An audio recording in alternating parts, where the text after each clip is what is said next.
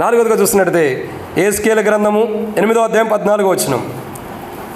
యెహెజ్కేలు గ్రంథం 8వ అధ్యాయం 14వ వచనం.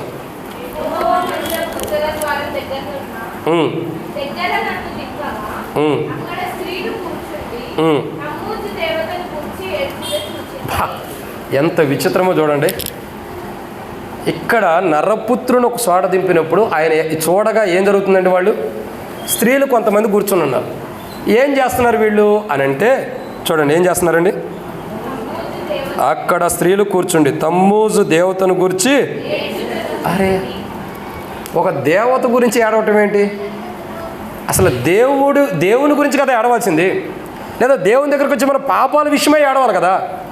ఏదో అందుకే యెషయా రాయబడుతూ వచ్చింది కదా, అవి నోరుండి మాట్లాడలేవు, ముక్కుండి వాసన చేయలేవు, చేతులుండి ఏం చేయవు, కాళ్ళుండి కదలలేవు, నిష్ప్రయోజకమైన వాటిని గురించి ఇక్కడ స్త్రీలు ఏం చేస్తున్నారండి.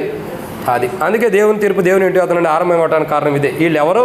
దేవుని ప్రజలు. వీళ్ళు బయట వాళ్ళు అనుకోవద్దు, దేవుని ప్రజలే. కానీ దేవుని వైపు చూడకోకుండా, దేవుని కొరకు ఏడవకోకుండా, లేదా దేవుని నిమిత్తమే వాళ్ళు దేవుని సన్నిధిలో గడపకోకుండా ఒక తంజు అనే ఒక దేవత విషయం ఏం చేస్తున్నారండి? ఏడుతున్నారండి. ఎందుకు ఏడుతున్నారు? ఆ దేవత పోయిందేమో.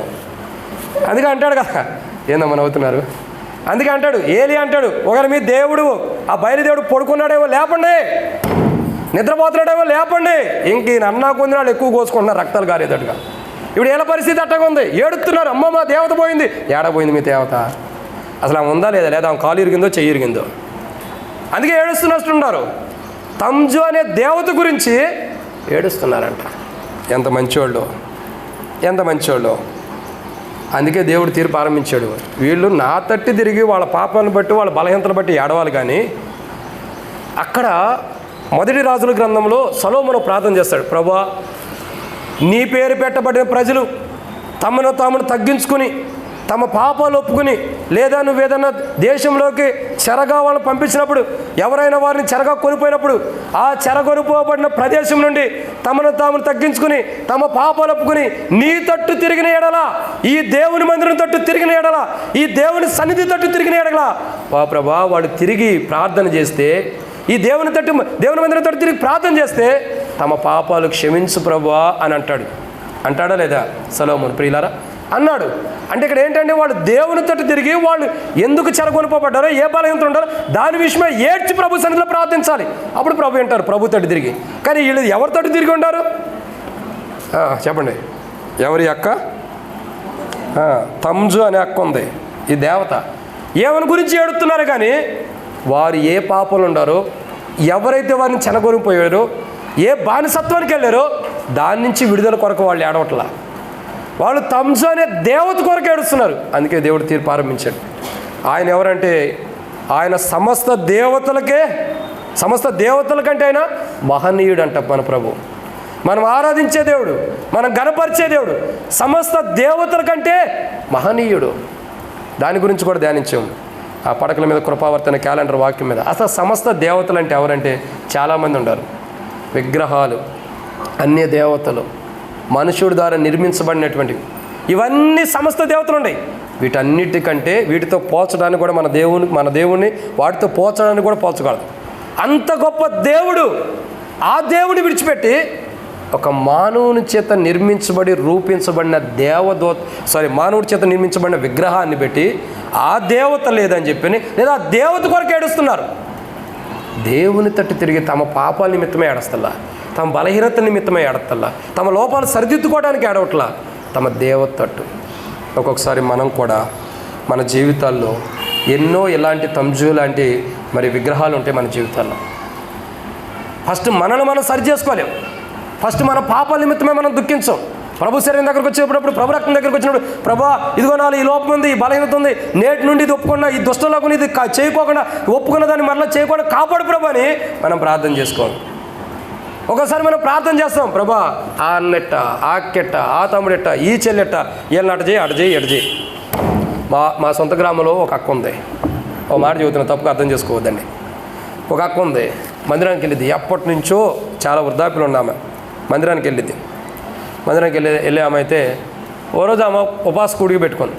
ఎందుకు ఉపవాస కూడికి అంటే ఊళ్ళో కానీ స్కూళ్ళల్లో కానీ భోజనం వండేవారిని అంటారు, ఏమంటారంటే భోజనం వండుతూ ఉంటారు కదా, స్కూల్లో భోజనం వండేవాళ్ళు ఎవరు అన్న? ఆయాలు. ఆయాలు. ఇంకోటి ఏదో అంటారు అక్క, వంటలోళ్ళు. సర్లేండి, ఇంకా చాలా దూరం వెళ్ళేటట్టు ఉంది, వదిలేండి. ఎవరక్క? వార్డెనా? వార్డెన్ కాదు, వార్డెన్ కాపలా కాస్తూ ఉంటారు, చూసుకుంటూ ఉంటారు మంచి చెడ్డ. ఆ వంట వండేవాళ్ళు అనుకోండి. ఈ వంట వండే ప్రోగ్రాము ఒక ముందు సారా అమ్మే ఆమెకు వచ్చింది. ఏంటండి? సారా అమ్మేటామెకి స్కూల్లో భోజనం వండే పథకం కింద పోస్ట్ ఇచ్చారు. ఇప్పుడు ఈమెం చేసింది, ఇంకొక ఆమె ప్రార్థనకి వెళ్ళేమో ప్రార్థన చేస్తుంది, ఉపవాస ప్రార్థన. ఏమకి కావాలని నాకు ఈ ప్రభుని ఏం ప్రార్థన చేస్తుంది, అదేమి దేవుడు ఏమికి కాకుండా ముందు ఆమెకి ఇచ్చాడు. సరే, దేవుడు ఇచ్చాడు అనుకోండి, మనుషులు ఇచ్చాడు అనుకోండి. ఇప్పుడు ఏం ప్రార్థన చేస్తుంది, ఏమని? ప్రభా, ఆమె దగ్గర నుంచి ఆ పోస్ట్ తీసేసి నాకు ఈ ప్రభు అని 3 రోజులు ఉపవాస ప్రార్థన పెట్టింది. 3 రోజులు ఉపవాస ప్రార్థన చేసింది.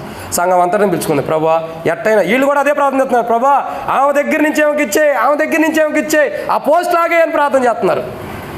కొన్నాళ్ళకి ఏం పోస్ట్ పోయి ప్రభు దగ్గరికి వెళ్ళిపోయింది. ఎవరు? ఉపవాస ప్రార్థన పెట్టి ప్రార్థన చేసి ఆమె పోస్ట్ నాకి అన్న ఆమె ఏం చేసింది, ఈ భూమి మీద ఉన్న పోస్ట్ ముగించుకుని ప్రభు దగ్గరికి వెళ్ళిపోయింది, ప్రమోషన్ వచ్చి. ఇక వంట ఉండేది ఎక్కడ ఉంది? ఇక వంట ఉండేది ఉందండి. ఆ సారా మేము బాగానే వంట వండుతుంది స్కూల్లో. ఆ పోస్ట్ కోసం ఉపవాస ప్రార్థన పెట్టినామేమో పరవశిని పాట పాడుకుని వెళ్ళిపోయింది ప్రభు దగ్గరికి.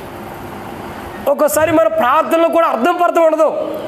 ఏది పడితే అది ప్రార్థన చేసేస్తాం, ఎందుకు చేస్తామో కూడా తెలియదు. వాడు బావాలి, ఈడు బావాలి, వాడి నష్టం, వీడి నష్టం. జాగ్రత్త. ఏమి విత్తుతున్నామో అదే గొయ్యబోతున్నాం. ఏమి విత్తుతామో అదే పంట, ఇంకో పంట గొయ్యవు. నీ చేలో వరి పంట విత్తితే గోధుమల పంట గొయ్యవు, నీ చేలో గోధుమలు విత్తితే వరి పంట గొయ్యవు. ఏమి విత్తేమో అదే కోస్తాం, గుర్తుపెట్టుకోండి.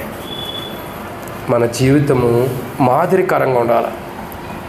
దేవుని ఇంటి వద్ద నుండి దేవుడు తీర్పు ఆరంభించడానికి గల 4వ రీజన్ ఏంటంటే అది స్త్రీలు కూర్చుండి తంజు అనే దేవతను గురించి ఏడుస్తున్నారు కదా అని తన పాపాల విషయమై ఏడుస్తలా.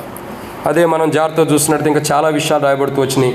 రోమాపత్రిక 2వ అధ్యాయం చదవండి, 24వ వచనం. అపోస్తలుడైన పౌలు రోమీయులకు రాసిన పత్రిక 2వ అధ్యాయం 24వ వచనం.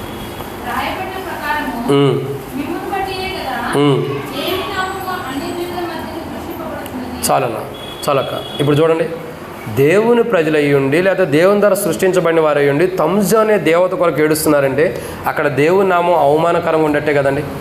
చెప్పండి, అవమానకరంగా ఉండట్టే కదా.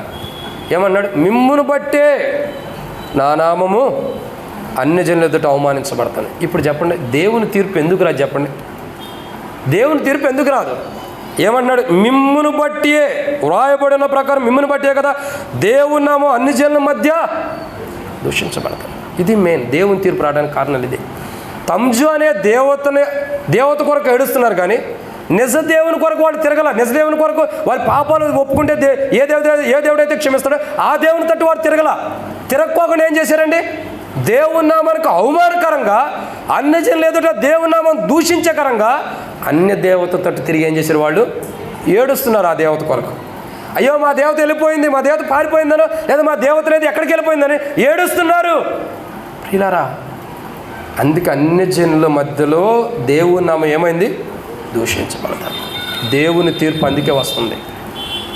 దేవుని తీర్పు రావడానికి రీజన్ ఇదే. తంజు అనే దేవతని కొరకు ఏడవటం ద్వారా దేవుని నామం అన్ని జనులు దూషించబట్టాన్ని బట్టి కానీ వారు నిజదేవుని విడిచిపెట్టి నిజదేవుని పెట్టలుగా ఉండకోకుండా అన్య దేవతలతో తిరగడం ద్వారా దేవుని నామం దూషించబడి అవమానించబడుతుంది. కాబట్టి దేవుని తీర్పు దేవుని ఇంటి వద్ద నుండి తీసుకొస్తాడు. ఈరోజు ఇక్కడ కూర్చున్న నీవైనా నేనైనా, ఒక సేవకుడైనా, విశ్వాసైనా, దేవుని ప్రజలైనా, పెద్దలైనా, మనల్ని బట్టి దేవుని నామం అవమానపరచబడుతుందంటే మన యొద్ద నుండే దేవుని తీర్పు ఆరంభించబడింది. మన యొద్ద నుండి. అందుకే మనం దేవుని సన్నిధిలో ఎలా ఉండాలంటే నిర్మలమైన మనస్సాక్షి కలిగి, నిర్మలమైన మనస్సాక్షి అంటే ఎవరు కూడా పల్లెత్తి మచ్చ మనలో ఉందని చూపించడానికి కూడా అవకాశం ఇవ్వకూడదు. అందుకే బైబిల్ రాయబడుతూ వచ్చింది, ఎఫెసీయులకు రాసిన పత్రికలో రాయబడుతూ వచ్చింది 5వ అధ్యాయం 25వ వచనం నుండి సంఘం ఎలా సిద్ధపరిచాడు అన్నది రాయబడుతూ వచ్చింది. సంఘము ముడతైనను మచ్చైనను డాగ్ అయిన లేకుండా అది పరిశుద్ధమైనది గాను నిర్దోషమైనది గాను మహిమగల సంఘముగాను సిద్ధపరిచాడంట. ఏ మచ్చ, ఏ డాగు, ఏ ముడతలు ఉండకోకుండా అసలు పల్లెత్తి లోపం కూడా ఎవరు చూపించుకోకుండా సిద్ధపరిచాడు సంఘాన్ని ఆయన స్వరక్తం ద్వారా. ఆయన సంఘంగా ఉంటాం మనం. అన్యజనుల ఎదుట ఆయన నామాన్ని దూషించే విధానంలో మనం ప్రవర్తిస్తే, మనల బట్టే ఆయన నామం దూషించబడుతుంటే మన దగ్గర నుంచే దేవుని తీర్పు. మన యొద్ద నుండి ఆయన నామం అన్ని జనుల ఎదుట ఎందుకు దూషించబడుతుందంటే, ఆయన్ని విడిచిపెట్టి మనం అన్య దేవతల కొరకు ఏడవటం ద్వారా, నిజ దేవుని విడిచిపెట్టి లోకం వైపు తిరగటం ద్వారా ఆయన నామం దూషించబడుతుంది. ఇంకా ఆయన నామం దూషించబడడానికి చాలా కారణాలు ఉన్నాయి, తర్వాత చదువు. కానీ ప్రియులారా, ఈరోజు మనం ఎలా ఉన్నాం? మనల్ని బట్టి దేవుని నామం దూషించబడుతుంటే ఈ రోజుకైనా ప్రభు శరీరం దగ్గరికి రండి, ప్రభు రక్తం దగ్గరికి వస్తాం. ప్రభా, నన్ను బట్టి ఎలా జరుగుతుంది, లేదా నా జీవితాన్ని బట్టి, నా ప్రవర్తన బట్టి ఎలా జరుగుతుందని. అంటే మనుషులకు కాదు, దేవునికే నేను అడుగుతుంది. మనుషుల విషయం వద్దు, దేవునికి ఎక్కడ అవమానం జరుగుతుందో అది మన హృదయంలో మనం పరీక్షించుకుంటే మనం ధన్యులు. మన దగ్గర నుంచి తీర్పు ఆరంభించబడకుండా మనం తప్పించబడతాం. లేదా మన దగ్గర తీర్పు ఆరంభించబడకుండా అంటే ఆ తీర్పులో నుంచి మనం తప్పించబడి మరణంలో నుండి జీవంలోకి వెళ్ళిపోతాం. లేదా సరిదిద్దుకోకపోతే మన దగ్గర నుంచే తీర్పు. దేవుని నామం అవమానకరంగా, దూషణకరంగా మనం ప్రవర్తించడాన్ని బట్టి మన దగ్గర నుంచే దేవుడి తీర్పు ఆరంభించబడుతుంది. ఇది ఎన్నో మాట అండి? 4. సమయం అయిపోతుంది, మీకు మరలా మీటింగ్ ఉంది కాబట్టి త్వరగా ముగిద్దాం. యెహెజ్కేలు గ్రంథము 18వ అధ్యాయం 17వ వచనం. 8వ అధ్యాయం 17వ వచనం. యెహెజ్కేలు గ్రంథం 8వ అధ్యాయం 17వ వచనం.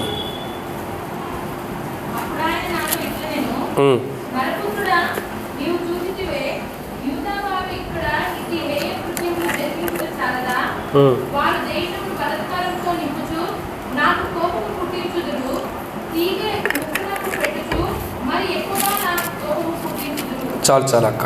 కాబట్టి ఇక్కడ రాయబడిన మాట ఏంటంటే, ఆయన అంటాడు కదా, దేవుని ఇంటి వద్ద నుండి తీర్పు ఎందుకు అవుతుంది ఆరంభించబడుతుందంటే ఇది 5వ కోణం. ఎందుకంటే ఇక్కడ రాయబడిన మాట, ఆయనకి ఎక్కువగా కోపం పుట్టించారు కాబట్టి. ఏం చేశారండి? ఆయనకి ఎక్కువగా కోపం పుట్టించారంట. అసలు దేవుని తీర్పు దేవుని ఇంటి వద్ద నుండి ఆరంభించబట్టానికి గల 5వ రీజన్ ఇదే, దేవుని కోపం తెప్పించడం. అసలు మనం ఎవరని చెప్పండి? బైబిల్ రాయబడుతూ వచ్చింది, అతడు నన్ను ప్రేమించుచున్నాడు కనుక నేను అతన్ని తప్పించేదని రాయబడుతూ వచ్చింది. అవునండి. ఇంకేమైనా రాయబడుతూ వచ్చింది? నేను ఇంతకుముందు కూడా చెప్పా, ఇర్మియా గ్రంథం 31:3 రాయబడిన మాట ఏంటి? శాశ్వతమైన ప్రేమతో నేను ప్రేమిస్తున్నాను అన్నాడు. మనం ఎవరం? అసలు దేవుని ద్వారా ప్రేమించబడిన వారం. ఇంకేమైనా రాయబడుతూ వచ్చింది? దానియేలు నీవు బహుప్రియుడు అని రాయబడుతూ వచ్చింది. అంటే మనం ఎవరమే? ఆయన ద్వారా ప్రేమించబడుతున్నాం, ఆయనకు ప్రియమైన వారు. ఇంకేమైనా రాయబడుతూ వచ్చింది? యెషయా గ్రంథం 43లో రాయబడుతున్న మాట ఏంది? 43 మొదటి వచనంలో నీవు నా సొత్తు అంటాడు. మనం ఎవరమే? ఆయన ద్వారా ప్రేమించబడుతున్నాం, ఆయనకు ప్రియులైన వారం, ఇంకా ఆయన సొత్తుగా చేయబడినటువంటి వారు. మరి ఇలాంటి వారమైన మన మీద ఆయన ఎందుకు కోపం తెచ్చుకుంటున్నాడు? ఆయన ఎందుకు కోపం తెచ్చుకుంటున్నాడు? ఇంకో మాట చెప్పమంటారా? ఇశ్రాయేలు ప్రజల గురించి నిర్గమాకాండం 3వ అధ్యాయంలో 2వ అధ్యాయం చివరిలో 3వ అధ్యాయంలో చూసినట్టయితే, వారి మూలుగులు విని దిగివచ్చి ఉన్నాను అన్నాడు. 2వ అధ్యాయం చివరి వచనాలు వారి మూలుగులు విని దిగివచ్చి ఉన్నాడు. ఎప్పుడు? ఇశ్రాయేలు ప్రజలు బాధించబడుతుంటే, దుఃఖించబడుతుంటే, వేదనతో ఉంటే, బానిసత్వం ఉంటే, వారి పైన ఉన్నవారు వారు బాధిస్తుంటే, వారు పెట్టిన మొర దేవుని ఏదో చేయటం ద్వారా వారి మూలుగులు విని దిగివచ్చాడు.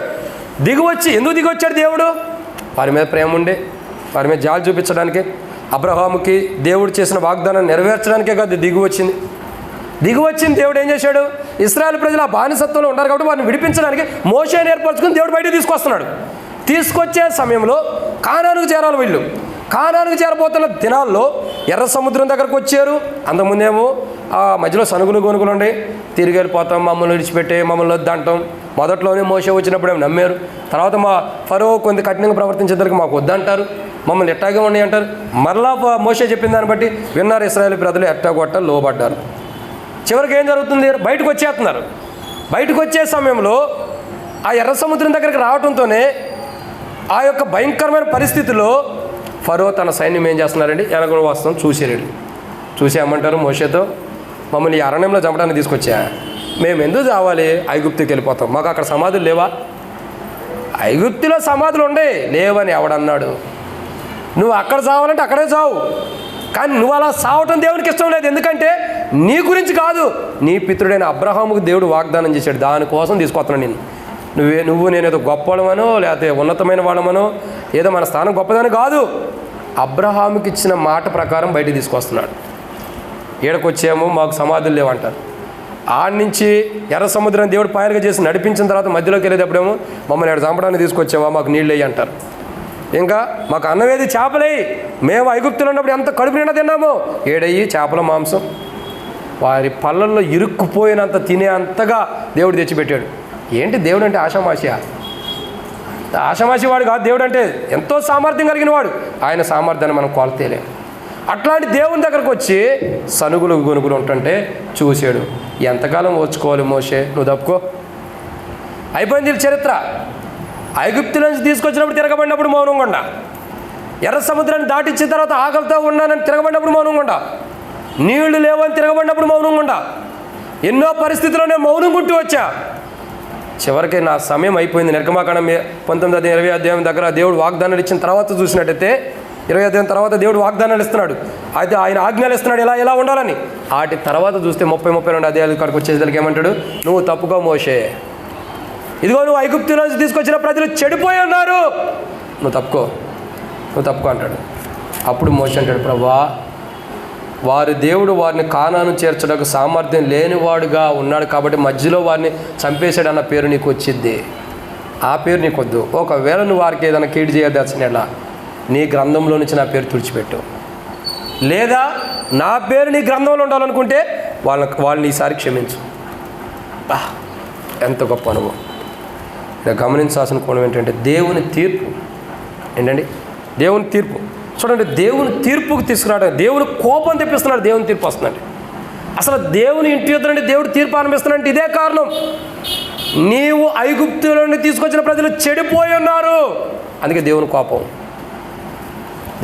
అందుకే చూడండి, పాపం అనే ఐగుప్తి, లోకం అనే ఐగుప్తి, శరీరాశులనే ఐగుప్తి నుండి యేసు ప్రభు మనల్ని విడిపించి బయటికి తీసుకొస్తే మనం విడిపించిన ప్రభు తట్టు చూడకోకుండా పాపంలో పడిపోతున్నామంటే ఇప్పుడు దేవుని ఇంటి వద్ద నుండి తీర్పు ఆరంభం అవుతుంది. సో ఇప్పుడు దేవుని ఇంటి వద్ద నుండి తీర్పు ఆరంభం అయితే మన బ్రతుకు ఎలా ఉంటుంది ఆలోచించండి. క్రీడా విసిగిచ్చేసాను దేవుని, మన పాపను బట్టి, మన ప్రవర్తన బట్టి. ప్రతి ఆదివారం బలలో పాల్గొంటున్నాం, కానీ వారం ఒప్పుకుంటూ మరలా అవే పాపాలు చేస్తూ వచ్చి, ప్రతి ఆదివారం ఒప్పుకున్నాం అదే పాపాలు చేస్తూ వచ్చి విసిగించేసాను దేవుణ్ణి. నువ్వు తప్పుకో మోషే అంటున్నాడు దేవుడు. ఎవరిని తప్పుకోమంటున్నాడు? మోషే. ఈ రోజుల్లో ఎవరు తప్పుకోవాలా? ఈ రోజుల్లో తప్పుకోమని ఎవరో చెబుతున్నాడు దేవుడు. ఒకవేళ తప్పుకోమని చెబితే ఎవరో చెబుతున్నట్టు. అడ్డగిస్తున్న వాడు ఎవరు? అడ్డగిస్తుంది ఎవరు? దేవుని తీర్పు రాకుండా ఎవరండి? ఎవరు? పెద్దగా చెప్పండి, నాకు చెవుడు ఉంది. ఎవరండి? మోషే కాదు, యేసుప్రభు కాదు. అడ్డగిస్తుంది ఎవరంటే పరిశుద్ధాత్ముడు. యేసుప్రభు ఎక్కడున్నాడు చెప్పండి? ఆయన పరములకు వెళ్ళిపోయాడు. ఇంకా ఆయన భూమి మీద ఉంటాడు అటగిస్తానికి. ఆయన పరములు ఉన్నాడు. ఆయన వెళ్ళిన తర్వాత ఎవరిని ఇచ్చాడు ఇక్కడ భూమి మీదకి? మరి ఇప్పుడు అటగిస్తుంది, దేవుని తీర్పు రాకుండా అటగిస్తుంది ఎవరు? పరిశుద్ధాత్ముడు ఆపుతున్నాడు. ఇంకా ప్రభువా, వాళ్ళకు ఒక సమయమే.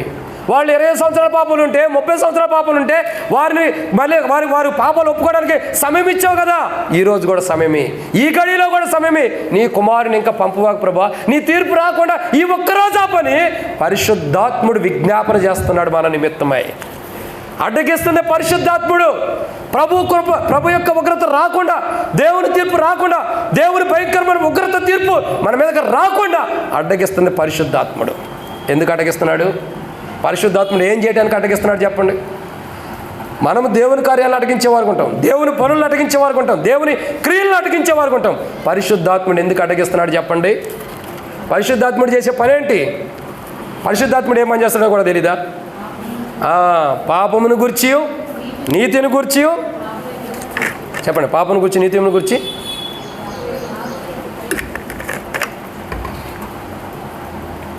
ఏదో అంటున్నారండి, రాబోయే ఉగ్రత నుండి పాపమును గురించి, నీతిని గురించి ఒప్పింపజేస్తున్నాడు పరిశుద్ధాత్ముడు. ఏం చేస్తున్నాడండి? పాపమును గురించి, నీతిని గురించి ఒప్పింపజేస్తున్నాడు. అంటే ఇప్పుడు పరిశుద్ధాత్ముడు ఎందుకు అటకిస్తున్నాడు చెప్పండి? దేవుని ఉగ్రత యేసు ప్రభు ఈ భూమి మీదకి రాకుండా కానీ, దేవుని ఉగ్రత రాకుండా కానీ ఎందుకు ఆపుతున్నాడు? యేసు ప్రభు మధ్యాకాశానికి వస్తే, మనం పాపంలో ఉన్నప్పుడు యేసు ప్రభు మధ్యాకాశానికి వస్తే, సరి చేసుకోకుండా ఉన్నప్పుడే ప్రభు మధ్యాకాశానికి వస్తే మన పరిస్థితి ఏంటండి? కట్టుకుని పరవాసిని పాడబడుకుని నరకానికి వెళ్ళాల్సింది మనం అందరం. ఏడకి వెళ్ళమేక. అంతే కదండి, మనం పాపంలో ఉండగా ప్రభు వస్తే ఏంటి మన పరిస్థితి? అందుకే కదా ప్రభు రాకడా, దేవుని తీర్పు అట్లా అడ్డగిస్తున్నాడు పరిశుద్ధాత్ముడు మనకి.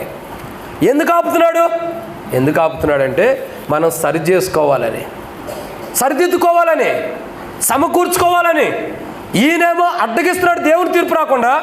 అక్కడ పరలోకంలో ఉన్న ప్రభు ఏమో విజ్ఞాపన చేస్తున్నాడు మన కొరకు. తండ్రి కుడిపార్శ్వం నుండి విజ్ఞాపన చేస్తున్నాడు. ఎందుకు? వాడు ఉన్నాడు, ఎవరు? సాతానుడు. ఏం చేస్తాడు? అయ్యా వీళ్ళని చంపేసే ప్రభావ, వీళ్ళు వేస్ట్ ప్రభావ, వీళ్ళు నరకాన్ని తీసుకెళ్ళని మన నిమిత్తం మనకు తీర్పు రావాలని చెప్పని మన తీర్పు కొరకు విజ్ఞాపన చేసే సాతానుడు ఉన్నాడు. తీర్పు నుండి తప్పించడానికి తండ్రి కుడిపార్శ్వం విజ్ఞాపన చేస్తున్నాడు మన ప్రభువైన యేసుక్రీస్తు ప్రభువారు. సో ఆయన విజ్ఞాపన చేస్తున్నాడు పైనుండి, తండ్రి కుడిపార్శ్వం నుండి మన నిమిత్తమై సరిదిద్దుకుంటామని, దేవుని తీర్పు రాకుండా ఉండడానికి. పరిశుద్ధాత్ముడు భూమి మీద అటకిస్తున్నాడు దేవుని తీర్పు రాకుండా. అందుకే దేవుని తీర్పుని మనం ఎన్ని పాపాలు చేసినా, ఎన్ని తప్పులు చేసినా, ఇంక్లూడింగ్ రక్షించబడి ఎన్ని పాపాలు చేసినా, ఇంకా బల దగ్గర సజీవులకు వచ్చామంటే పరిశుద్ధాత్ముడు మన మీదకి రాబోతున్న తీర్పుని అటకించడం బట్టే. లేకపోతే ఏ రోజో వెళ్ళిపోతాం. పంటికి పన్ను కంటికి కన్ను అని బైబిల్లో ఉంది. ఎమ్మటే తీర్పు దేవుడు తీర్చాడు అనుకోండి, మనం చేసిన పాపాన్ని బట్టి ఏం రావాలండి? తీర్పు రావాలి. అప్పుడు మనం బల్లో పాల్గొనడానికి యోగ్యులమేనా? కాదు. ఆయన ఇప్పుడు యోగ్యతలకు వస్తున్నాడు. కారణం ఏంటి? పరిశుద్ధాత్ముడు అడ్డగిస్తున్నాడు. ప్రియుడా, ఈరోజు దేవుని తీర్పు దేవుని ఇంటి యొద్ద నుండి ఆరంభించబట్టడానికి గల కారణం 5వ మాట. ఎందుకండి? దేవుని కోపాన్ని తెప్పించావు. ఈరోజు బల దగ్గరికి వస్తున్న నీవైనా నేనైనా, నేను సేవకున్నాను కాదు, మీరు దేవుని బిడ్డలనే కాదు, అందరం ప్రభు దగ్గరికి వచ్చి చెప్పుకోవాలా, ప్రభా నేను ఎక్కడ నీ కోపాన్ని తెప్పించాను, ఏ విషయంలో అయితే నీ కోపాన్ని తెప్పించాను, దాన్ని ఈరోజు నీ శరీరం దగ్గరకు రాకముందే ఒప్పుకుంటున్నా. పరిశుద్ధాత్ముడు నాలో ప్రేరేపణ కలిగించి నీతిని గురించి పాపం గురించి ఒప్పింపజేస్తున్నాడు. ఈరోజు నీకెక్కడ కోపం తెప్పించాను నన్ను క్షమించు ప్రభా. అది మనం సరిదిద్దుకుంటే దేవుని తీర్పు మన యొద్ద నుండి ఆరంభం అవుతుందన్న విషయంలో కాపాడబడతాం. అప్పుడు సరిదిద్దుకున్నప్పుడు ఒకవేళ మన దగ్గర నుంచి తీర్పు ఆరంభించబడినా మనం సరిగా ఉంటే మనకేం నష్టం జరగదు కదా. కాబట్టి సరిదిద్దుకోవడం ఇంపార్టెంట్. ఇది ఎన్నో మాట అండి? 5. ఇంకొక 5-10 నిమిషాలు ముగిచ్చేస్తా, సమయం అయిపోయింది. రండి దేవుని వాక్యాన్ని చూసినట్లయితే, దేవుని తీర్పు దేవుని ఇంటి వద్ద నుండి ఆరంభం అవటానికి గల కారణాలు. ఇది 5 విషయాలు చెప్పి ఇప్పుడు. మొట్టమొదటిగా మీరు జ్ఞానవంతులు, జ్ఞాపశక్తి కలిగిన వాళ్ళు, లేదా నేనే మతి మరిపోండి, ఇప్పుడు తెలిసిపోయింది. మొట్టమొదటిగా దేవుని ఇంటి వద్ద నుండి దేవుని తీర్పు ఆరంభించబడడానికి గల కారణం మొదటిది, వారి వీపులు యెహోవా తట్టు తిరిగి ఉన్నాయి, హృదయాలు లేవు. 2, సూర్యునికి నమస్కరిస్తున్నాడు, అసలు ఆరాధించాల్సిన ఆయన మర్చిపోయారు, విడిచిపెట్టేశారు. 3, వారి ముఖములు తిరుగుతాడు, అంటే వారి ముఖ దర్శనం ప్రభు వైపు చేసుకోకుండా పాప వైపు చేసుకుంటారు. 4,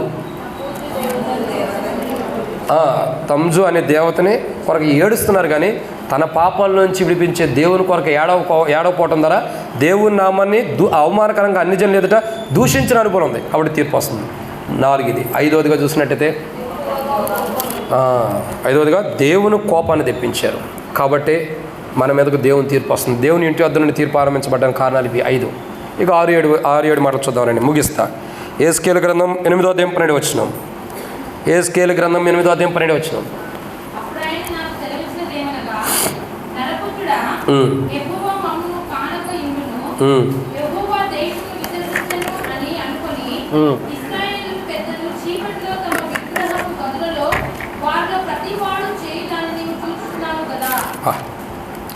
రహస్యాన్ని ఎరిగిన దేవుడు అండి దేవుడు. ఇంకా మరుగైన దాన్ని బయటికి తీసుకొచ్చే దేవుడు, అంతరంగాన్ని ఎరిగిన దేవుడు, గాఢాంధకారంలో ఏముందో కూడా ఎరిగిన దేవుడు. ఏమంటున్నాడు ఇక్కడ? నరపుత్రుడా, నువ్వు చూసావా? ఏం చూస్తున్నావు ప్రభా? ఏం చూపిస్తున్నా? ఏం చూస్తున్నావంటే, ఇశ్రాయేలు పెద్దలు ఎక్కడుండారో చెప్పండి. కదా దానికి ముంకోటి చదవండి. చీకట్లో ఎక్కడున్నారండి? విగ్రహపు. అసలు ఇశ్రాయేలు ప్రజలకి విగ్రహాలతో ఏమైనా సంబంధం ఉందండి?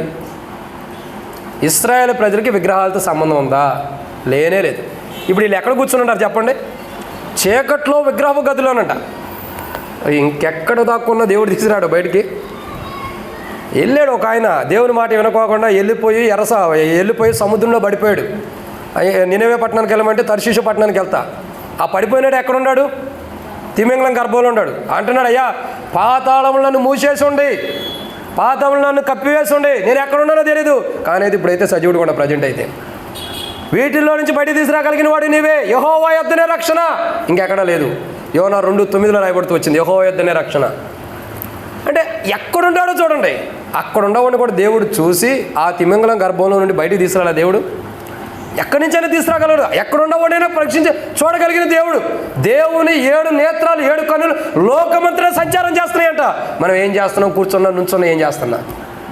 ఆయన చెవి యొక్కి ఉంటున్నాడు. మనం ఇద్దరు పరిశుద్ధులు, ఇద్దరు దేవుని బిడ్డలు మాట్లాడుకున్న ప్రతి మాట చెవి యొక్కి ఉంటున్నాడు. అలాంటప్పుడు దేవుని తీర్పు, దేవుని ఏంటో దాన్ని ఎందుకు ఆరంభించాడంటే, వీళ్ళు చేసిన తప్పు ఏంటండి?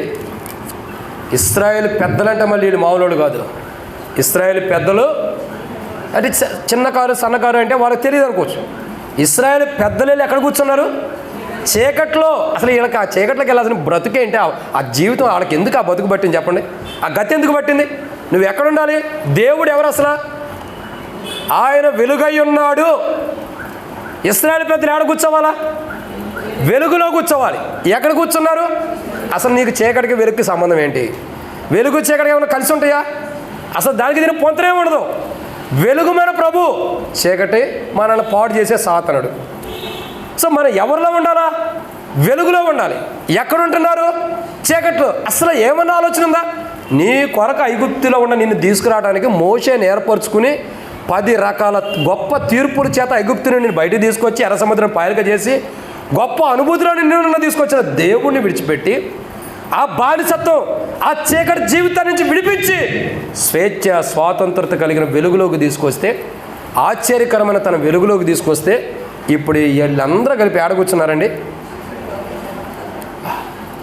అసలు ఆ మాట బాగా అర్థం చేసుకుని చదవండి మీరు. వారి జీవితాలు చూసినట్లయితే ఎట్లుందంటే, ఇశ్రాయేలు పెద్దలు చీకట్టులో తమ విగ్రహపు గదుల్లో వారు ప్రతివాడు చేయు దానిని నువ్వు చూస్తున్నావా నరపుత్రుడా? వాళ్ళు ఏం చేస్తున్నారు? నేను నా ఇంటి వద్ద నుండే తీర్పు ఎందుకు ఆరంభించబడుతుందో తెలుసా? నా ఇంటి వద్ద నుండే తీర్పు ఎందుకు ఆరంభిస్తున్నానో తెలుసా? నీవు చూచుచున్నావా? నరపుత్రుని అడుగుతున్నాడు, నువ్వు చూస్తున్నావా? ఏంటి ప్రభా, ఇది చీకట్లో కూర్చున్నదే కదా, నేను చూసా. ఒకరోజు ఆ నరపుత్రుడు లాగానే మన మీద సాక్ష్యం ఇచ్చేవి ఉండయి. జాగ్రత్త. దేవుని ఇంటి వద్ద నుండి తీర్పు ఆరంభించబట్టను గల 6వ రీజన్ మెయిన్ చీకట్లో ఉంటాం. ఆ చీకట్లో ఉన్న దాన్ని బట్టి దేవుని కోపం వచ్చేసింది. ఏం చేసామండి? ఆ చీకట్లో ఉండటాన్ని బట్టే దేవునికి కోపాన్ని తెప్పించాం. కాబట్టి దేవుని తీర్పు, దేవుని ఇంటి వద్ద నుండి కోపమాన్ని కాదు, రోషాన్ని తెప్పించామంట. దేవునికి రోషాన్ని తెప్పించాం. జాగ్రత్త. ఆ పిల్లలు, సండే స్కూల్ పిల్లలు చూడండి, అమ్మ అటు ఇటు తిరుగుతున్నారు. దేవుని ఇంటి వద్ద నుండి తీర్పు ఆరంభించబడటానికి గల కారణం ఇదే. ఏంటండి? చీకట్లో కూర్చోవటం. నిన్ను నన్ను మొట్టమొదటిగా చూస్తున్నట్టయితే మత్తయి సువార్త 4వ అధ్యాయంలో రాయబడుతున్న మాట ఏంటంటే, ఆశ్చర్యకరమైన తన వెలుగులోకి. చూడండి, గలిలయ మనుషులు, మత్తయి సువార్త 4వ అధ్యాయం 12 నుండి 16 వచనాలు కలిసి ఉండి నేను మధ్యలో చదువుతున్నా. చూడండి, జెబులోను దేశంలో, నఫ్తాలి దేశంలో, యోర్దానుకు అవతలనున్న సముద్ర తీరంలో ఉన్న అన్ని జనులు నివసించు గలిలయ చీకట్లో కూర్చొని ఉన్న ప్రజలకు గొప్ప వెలుగు చూచారు. ఎవరు చూశారండి? చీకట్లో ఉండేవారు గొప్ప వెలుగును చూసి వెలుగులోకి వచ్చారు. వెలుగులోకి వచ్చినవాడు మళ్ళీ చీకటికి ఎందుకు వెళ్ళాలి? ఇది వెళ్ళటం ఎలా ఉంటుందంటే, ఒక మాట చెబుతా చూడండి. మనం ఏమనుకుంటామంటే, తప్పిపోయిన కుమారుడు అన్న మళ్ళీ దేవుడు సరిదిద్దాడు అంటాడు. తెలిసి తప్పు చేస్తే శిక్ష ఉందండి. తెలియక చేసిన వాటిగా కనికరించబడ్డానని పౌలు అంటున్నాడు. తెలిసి నేను చేయలా, తెలియక చేశాను అంటున్నాడు. అందుకప్పుడు కనికరం ఉంది. మన వాళ్ళు ఏమంటారంటే, అన్న తప్పిపోయిన కుమారుడు కదా, అందుకేనన్నా మళ్ళీ తిరిగి వస్తున్నాడంట. ఒక్కసారి వెలుగును చూచిన మనం మరలా చీకట్లోకి వెళ్ళకూడదు. ఒక ఎగ్జాంపుల్ చెబుతూ చూడండి, ముగించేస్తా. ఒక వ్యక్తిలో ఒక దెయ్యం పట్టింది. ప్రభు దాన్ని వదిలిచ్చేసేసాడు. ఆ దెయ్యం పోయింది. పోయిన తర్వాత వాడు ఖాళీగా ఉన్నాడు.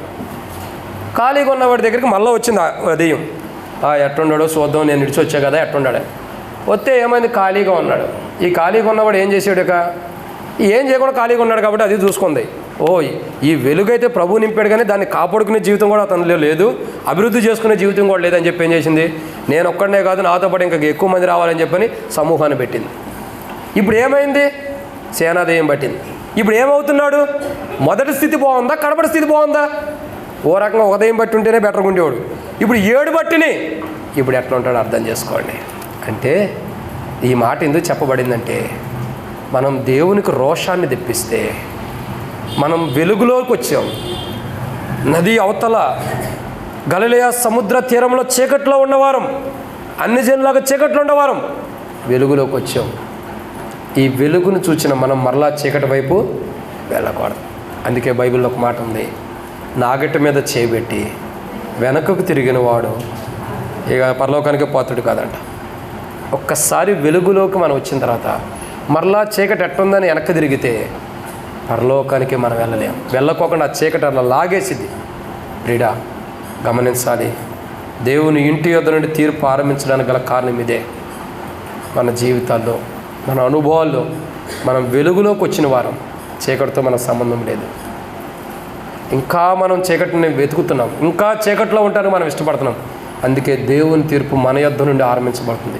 దేవుని బిడ్డలమై ఉండి, రక్షించబడి ఉండి, మారుమూసి పొంది ఉండి కూడా ఇంకా బలలో పాల్గొంటూ కూడా మనం చీకట్లో జీవిస్తున్నాం. కాబట్టి దేవుని తీర్పు మన యొద్ద నుండి ఆరంభించబడుతుంది. జాగ్రత్తగా ఉండాలి, మనం సరిదిద్దుకోవాలా. ఇదన్నమాట అండి 6. దేవుని తీర్పు మన దగ్గర నుంచి ఆరంభించడానికి గల కారణం ఏంటంటే చీకటి మనలో ఉంటాం. మనం వెలుగులోకి వచ్చి కూడా చీకటిలో ఉంటాను బట్టి మన దగ్గర నుంచి దేవుడి తీర్పు ఆరంభిస్తున్నాడు. 7వదిగా రండి, ప్రభువాక్యాన్ని చూసినట్లయితే యేస్కేలు గ్రంథం 8వ అధ్యాయం 13వ వచనం. యేస్కేలు గ్రంథం 8వ అధ్యాయం 13వ వచనం.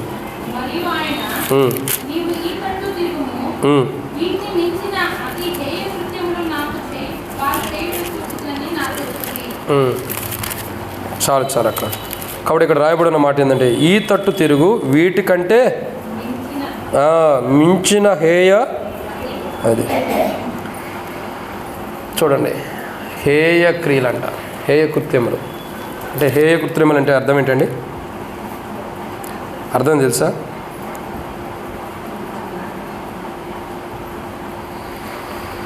హేయ కృత్యములు అంటే అర్థం ఏంటో తెలుసండి? హేయ కృత్యములు అంటే రోతగా ఉండే చర్యలు.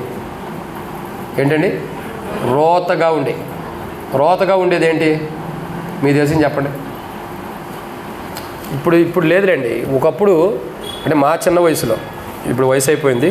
ఒకప్పుడు ఎలా ఉండేదంటే, చాలామంది పెద్దలు చూసినట్టయితే పిల్లలు బాత్రూమ్కి వెళ్ళినప్పుడు, ఇప్పుడంటే వాష్రూమ్స్ వచ్చినాయి, అప్పుడు ఉండే కాదు. ఎక్కడైనా ఇంటి ముందర ఇంటి పక్కన కూర్చునేవాడు. పిల్లలు నడుచుకుంటూ వెళ్తుంటే ఏమనేవాడు, అరే రోత ఉందిరా జాగ్రత్త అనేవాడు. అది ఇక్కడ ఏమంటారో తెలియదు కానీ తెలంగాణలో, ఆంధ్రాలో అలా అనేవాడు. అరే రోత ఉందిరా చూడరాని, అంటే బాత్రూమ్ కూర్చున్నప్పుడు దాన్ని తొక్కుండా వెళ్ళకుండా అది రోత అనేవాడు. ఇప్పుడు హేయ కృత్యములు అంటే అర్థం ఏంటంటే అంతకంటే దరిద్రమైన రోత కలిగినాయి. ఇంకేంటి తెలుసండి హేయ కృత్యములు అంటే? ఇంకా చెప్పాలంటే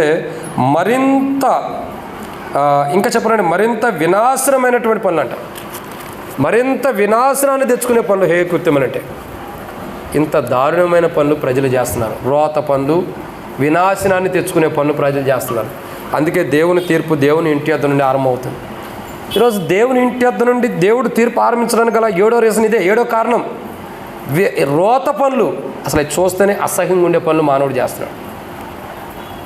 మనం దేవుని బిడ్డలమే, ఆయన స్వరక్తం ద్వారా కొనబడ్డాం, ఆయన సొత్తుగా చేపడ్డాం, ఆయన బిడ్డలుగా ఉన్నాం. మనం రోత పనులు చేస్తే ఎట్లా ఉంటాయండి? దేవుడు ఎక్కడైనా రోత పనులు చేస్తాడా? ఆ చేతి ఆయన దేవుడు ఎందుకు అవుతాడు చెప్పండి?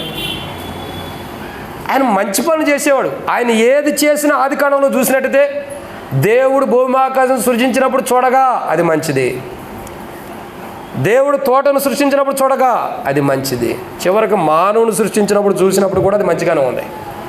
అంటే దేవుడు ఏం చేసినా అది మంచిగా చేస్తాడు. రోత పనులు దేవుడు చేయడు.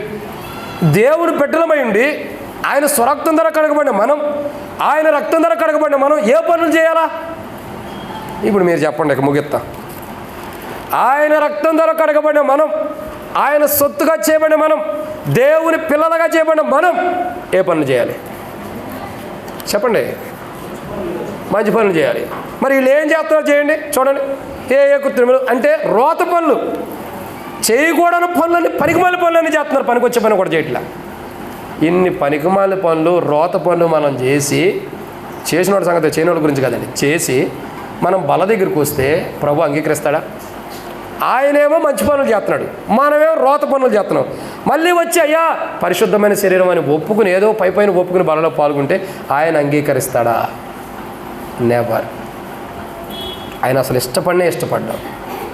ఎందుకంటే అలాంటి మనుషులు వాత వేయబడి మనసాక్షి కలిగిన వాడు. అట్లాగే ఒప్పుకున్న తర్వాత బయటికి వెళ్ళిన తర్వాత విడిచిపెట్టేస్తాం.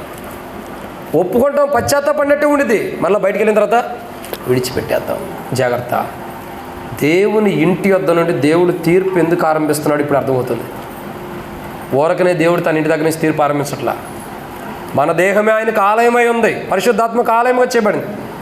ఎందుకు మన దగ్గర నుంచి ఆయన తీర్పు ఆరంభిస్తున్నాడంటే మొట్టమొదటిగా మన దగ్గర నుంచి ఎందుకు ఆయన తీర్పు ఆరంభిస్తున్నాడు? దేవుని ఇంటి వద్ద నుండి, దేవుని ఇల్లే మన యొద్ద నుండే తీర్పు ఎందుకు ఆరంభిస్తున్నాడు? చెప్పండి, పెద్దగా చెప్పండి. ఈ ప్రతిసారి చెప్పనాక నాకు శివుడు ఉంది, పెద్దగా చెప్పండి. మొట్టమొదటిగా దేవుని ముందుండవాళ్ళు చెప్పండి అమ్మా, ముందుండవాళ్ళు చెప్పండి, లేకపోతే వెనకుండవాళ్ళు కొద్దిగా నాకు సెలవు వినపడతలా. నేను మొదటే చెప్పా, ఇంటికాడ స్వరం రావాలి. ఇప్పుడు మందిరంలో ఉన్న స్వరం అయితే అసలు నాకు వినపడదు, పక్కన వాళ్ళు కూడా వినపడదు. ఇంటికాడ స్వరం అయితే అది వేరుకునేది గంభీరంగా, ఆ స్వరం రావాలి. చెప్పండి. మొట్టమొదటిగా దేవుని ఇంటి వద్ద నుండి దేవుడు తీర్పు ఆరంభించడానికి గల కారణములు 7 విషయాలు. మొదటిగా, వారి వీపులు ప్రభు తట్టు తిరగలేదు. వారి వీపులు ప్రభు తట్టు ఉండే, వారు ప్రభు తట్టు తిరగల, వారి హృదయాలు ప్రభు తట్టు లేవు.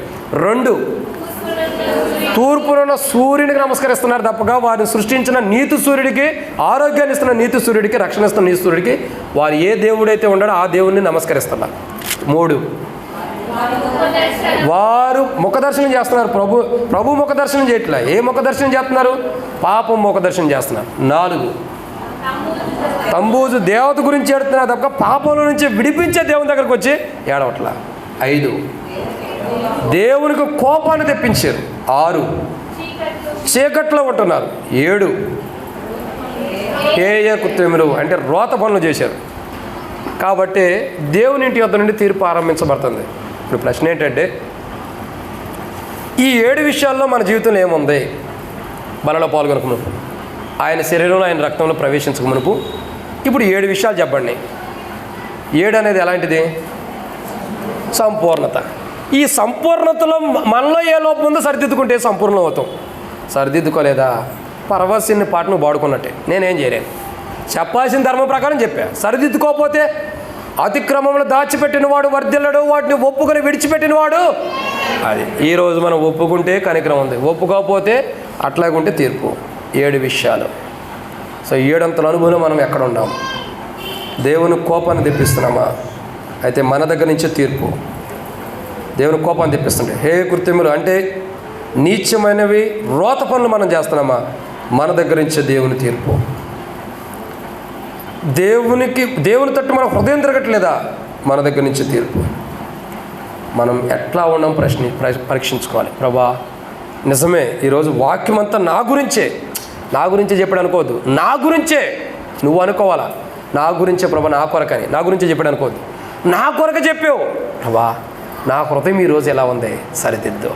నేను కోపం తెప్పిస్తున్నా, సరిదిద్దు ప్రభా. హే కార్యములు చేస్తూ వస్తున్నా, హే కృత్యములు ఎన్నో ఉన్నాయి నాలో, రోత పనులు, నీచమైన పనులు ఎన్నో ఉన్నాయి. క్షమించు ప్రభా, క్షమించు ప్రభా, నన్ను క్షమించు. నా ద్వారా నీ నామం అవమానపరచబడుతుంది. నేను వెలుగులోకి వచ్చి కూడా మరలా చీకట్లోకి వెళ్ళిపోయా. ప్రభా క్షమించు. ఈ 700 అనుభవం ఎందుకు చెప్పబడిందంటే మనం సరిదిద్దుకోవాలని. ఎందుకంటే ఒక అవకాశం ప్రభు దగ్గర ఉంది. పరిశుద్ధాత్ముడు విజ్ఞాపన చేస్తున్నాడు, ఈ ఒక్కసారి వాళ్ళ దగ్గరకు వచ్చిన తర్వాత సరిదిద్దుకుంటారేమని. సమయమని తండ్రి దగ్గర విజ్ఞాపన చేస్తున్నాడు, సమయమేమని. ఈరోజు మన గురించి కూడా అదే విజ్ఞాపన చేస్తున్నాడు. మనం ప్రభు దగ్గరికి వచ్చి ప్రభా నేను ఇలా ఉండా. ఒకవేళ డైరెక్ట్గా ప్రభా 700 అనుభవం నాలో ఉందని ఒప్పుకుంటే ఇంకా ధన్యులు. ప్రభా నన్ను క్షమించు, నీ శరీరం దగ్గరకు వస్తున్నా, సరిచేయ నా జీవితాన్ని అంటే సరిదిద్దబడతాం. సరిచేయబడిన వారి యోగ్యులు. వాటిని ఒప్పుకోకుండా అలాగే లోపల పెట్టుకున్నాం అనుకో, మనం యోగ్యులం కాదు. అప్పుడు మనం బలలో పాల్గొన్నా అది దేవునికి మహిమ ఉండదు.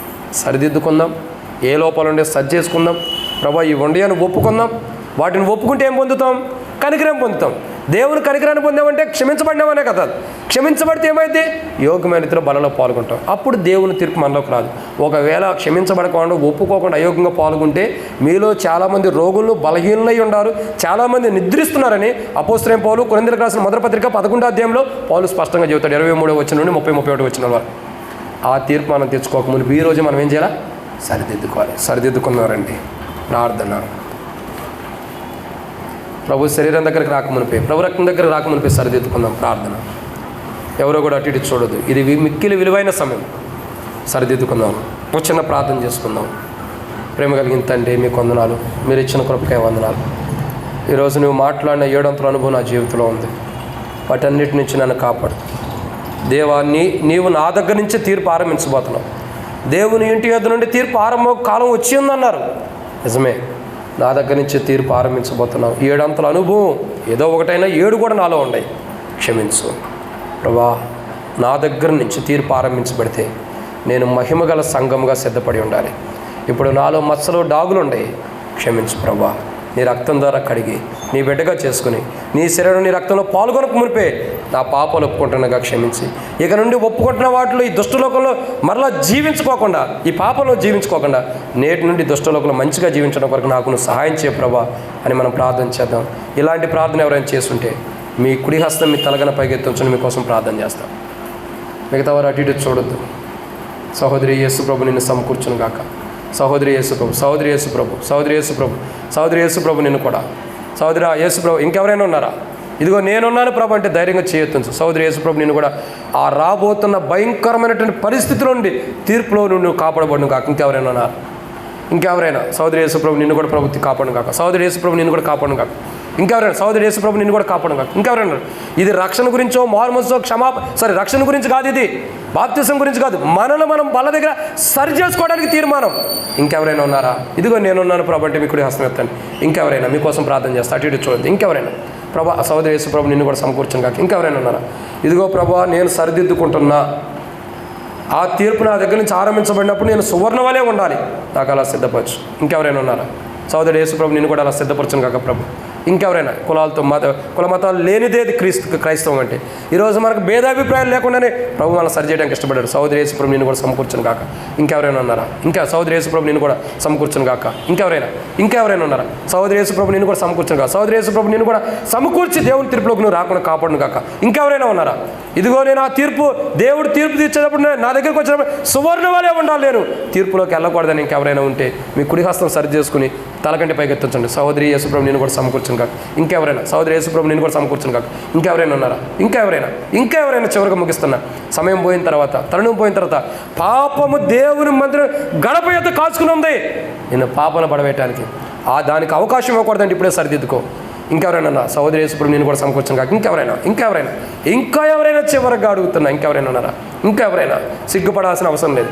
ఇది ప్రభువుకు నీకు మధ్యలో జరుగుతున్న గొప్ప శ్రేష్టకరమైన తరుణం. ఇది నా జీవితాలు సరిదిద్దుకుని పరలోక రాజ్యానికి వెళ్ళడానికి అవకాశకరమైన సమయం ఇది. ఇంకెవరైనా ఉన్నారా? బలలో యోగ్యంగా పాల్గొనక ముందే మొదటే సరిదిద్దుకున్నాం. ఇంకెవరైనా ఉన్నారా? చివరిగా ప్రార్థన. ప్రేమ కలిగిన తండ్రి, చేతి తీర్మానం చేసిన వారి తీర్మానం స్థిరపరిచి నన్ను మమ్మల్ని ప్రభావ మేము ఏదైతే తీర్మానం చేసామో స్థిరపరచండి. ఆ తీర్మానం నుండి మేము తొలగిపోకుండా కాపాడండి. మా దగ్గర నుంచి తీర్పు ఆరంభించబడుతుంటే సువర్ణ వలె మహిమగల సంఘంగా మేము ఉండాలి. అట్లా లేమని ఒప్పుకున్నాం. నేటి నుండి మమ్మల్ని మహిమగల సంఘంగా స్థిరపరిచి మీరు వచ్చే పర్యాంతరం వరకు కూడా ఆ మహిమగల సంఘంగా మహిమతో కూడిన వారుగా మేము ఉండినట్లు సిద్ధపరచమని యేసు ప్రభువును ప్రార్థిస్తున్నాను తండ్రి. ఆమేన్. అట్లా మౌనం ఉందాం. ఎవరికి వారిని సరి చేసుకుని ప్రభు యొక్క శరీరంలో పాల్గొందాం. అటు ఇటు చూడండి. విలువైన సమయాన్ని అటు ఇటు చూడొద్దు. అటు ఇటు సమయం సాతానికి ఇవ్వద్దు.